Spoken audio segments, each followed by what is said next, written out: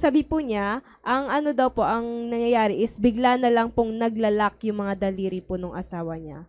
For example po, nagpupunas po ng table, tapos suddenly bigla na lang daw po naglalak. Ganun po yung nangyayari. So, ibig sabihin, hindi niya, na-flex o mababaluktot yung daliri niya. Ganon pa yun, Sir Apo. Elvis. Ganon? Apo daw to. Okay, in such case, dalawang bagay po yan, okay? It's either the, number one is the nerve or yung muscles. So, pag nerve, kulang po siya ng water. So, she has to take adequate volume of water at 50 ml per kilo per day. Wala siyang ibang inumin kundi tubig lang. Okay? Kasi ang pagdating sa function ng nerve, water will play a very, very important role. Kasi ang nerves po natin, hindi tayo para yung robot, okay, na yung kuryente ay dumadaloy sa electrical wire, di ba? Yung metal wire. Tayo, hindi tayo robot. And therefore, tissues po ang nandyan. Ang nerve po kasi natin, parang cable wire po yan eh. There are series of small tubes.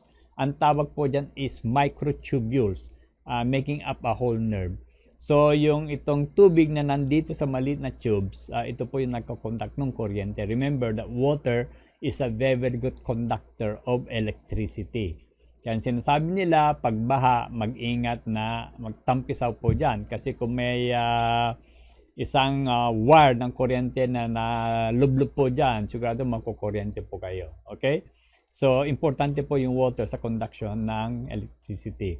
Now, electricity cannot be created naman in the absence of electrolytes. Ang electrolytes po, sila po yung sustansya sa ating katawan na nagdadala ng either positive or negative charge.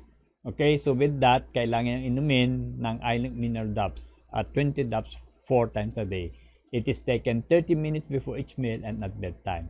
Try nyo po na gawin po yan. And then, sa gabi po, bago matulog, pahiran nyo po yung ionic doon sa hands na involved na sinasabi yung nag-freeze.